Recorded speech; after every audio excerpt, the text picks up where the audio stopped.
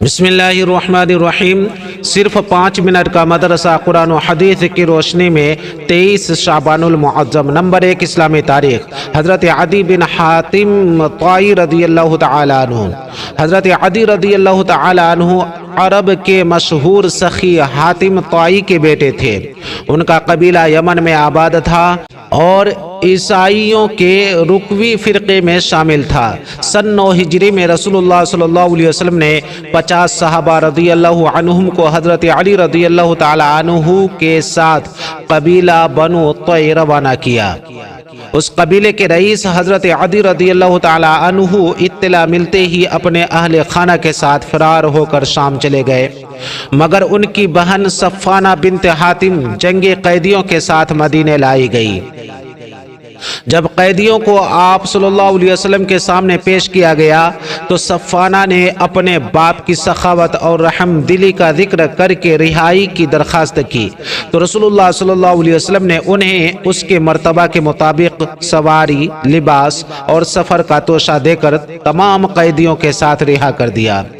صفانہ نے اپنے بھائی عدی رضی اللہ تعالی عنہ کے پاس آ کر رسول اللہ صلی اللہ علیہ وسلم کے حسن سلوک کی تعریف کی اور بھائی کو آپ صلی اللہ علیہ وسلم کی خدمت میں حاضر ہونے کے لیے تیار کر لیا۔ جب مدینہ پہنچے تو اللہ کے نبی صلی اللہ علیہ وسلم نے بڑے اعزاز کے ساتھ انہیں چمڑے کے گدے پر بیٹھایا۔ انہوں نے آپ صلی اللہ علیہ وسلم کی باتیں سن کر اور اخلاق سے متاثر ہو کر دل میں سوچا کہ یہ شخص بادشاہ نہیں بلکہ نبی ہی ہے، اور اسلام قبول کر لیا۔ حضور صلی اللہ علیہ وسلم انہیں قبیلے کا امیر مقرر فرما دیا۔ انہوں نے عراق اور شام کی لڑائی، جنگ صفین، قادسیہ اور جنگ نہروان میں حصہ لیا۔ آپ نے کوفہ میں 67 ہجری میں 120 سال کی عمر میں وفات پائی اور وہی دفن ہوئے۔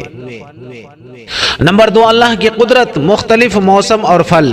اللہ تعالیٰ نے سردی، گرمی اور بارش الگ الگ موسم بنائے اور موسم کے الگ الگ پھل اور پھول بنائے۔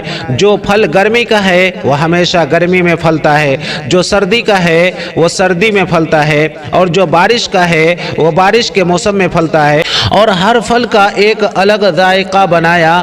اگر ایک ہی موسم، ایک ہی پھل اور پھول ہوتے تو انسان اگتا جاتا، لیکن یہ اللہ تعالیٰ کی قدرت ہے جس نے 12 مہینے کے لیے الگ الگ موسم اور پھل پھول بنائے۔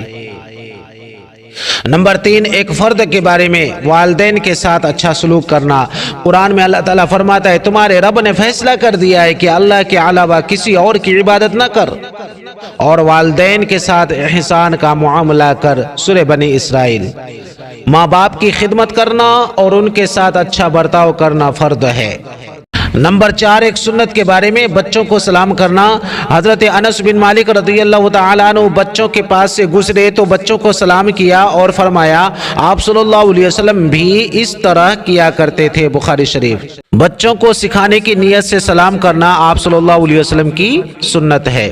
نمبر 5 ایک اہم عمل کی فضیلت، قرض داروں کو مہلت دینا۔ رسول اللہ صلی اللہ علیہ وسلم نے فرمایا جس شخص کو یہ بات پسند ہو کہ اللہ تعالیٰ قیامت کے دن اسے پریشانیوں سے نجات دے تو وہ فقیر اور تنگ دست لوگوں کو قرض کی ادائیگی میں مہلت دے دے یا معاف کر دے۔ مسلم شریف۔ نمبر 6 ایک گناہ کے بارے میں کسی کی غیبت کرنا۔ رسول اللہ صلی اللہ علیہ وسلم سے پوچھا گیا غیبت کیا ہے؟ آپ صلی اللہ علیہ وسلم نے فرمایا اپنے بھائی کی ایسی بات کا ذکر کرنا جو اسے اچھی نہ لگتی ہو۔ سوال کرنے والے نے پھر سے پوچھا آپ کا کیا خیال ہے اگر وہ بات اس کے اندر موجود ہو جو میں کہہ رہا ہوں؟ آپ صلی اللہ علیہ وسلم نے فرمایا جو تم کہہ رہے ہو اگر وہ اس کے اندر ہو تبھی تو تم نے اس کی غیبت کی، اور اگر وہ بات اس کے اندر نہ ہو تب تو تم نے اس پر الزام لگایا۔ ترمذی شریف۔ نمبر 7 دنیا کے بارے میں مال عاریت ہے۔ حضرت عبداللہ بن مسعود رضی اللہ تعالیٰ عنہ فرماتے ہیں کہ تم میں سے ہر ایک مہمان ہے اور اس کا مال عاریت یعنی ادھار ہے، اور مہمان جانے والا ہے اور عاریت اس کے مالک کو لوٹانی پڑے گی۔ شعب الایمان۔ نمبر 8، آخرت کے بارے میں اہل جہنم کا تذکرہ۔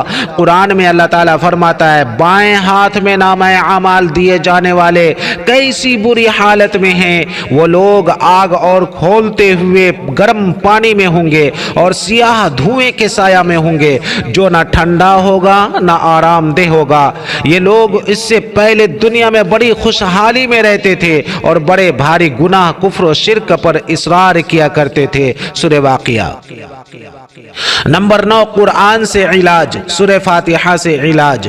حضرت ابن عباس رضی اللہ تعالی عنہما فرماتے ہیں کہ صحابہ رضی اللہ عنہم کی ایک جماعت کا گزر ایسی جگہ سے ہوا جہاں ایک شخص کو بچھو نے ڈس لیا تھا۔ وہاں کے لوگوں میں سے ایک شخص نے صحابہ رضی اللہ عنہم سے دم کرنے کی درخواست کی، چنانچہ ایک صحابی تشریف لے گئے اور سورہ فاتحہ پڑھ کر دم کر دیا تو اچھا ہو گیا۔ بخاری شریف۔ نمبر 10، قرآن کی نصیحت۔ قرآن میں اللہ تعالیٰ فرماتا ہے جب قرآن پڑھا جائے تو اس کو پوری توجہ اور غور سے سنا کرو اور خاموش رہا کرو تاکہ تم پر رحم کیا جائے۔ سورہ اعراف۔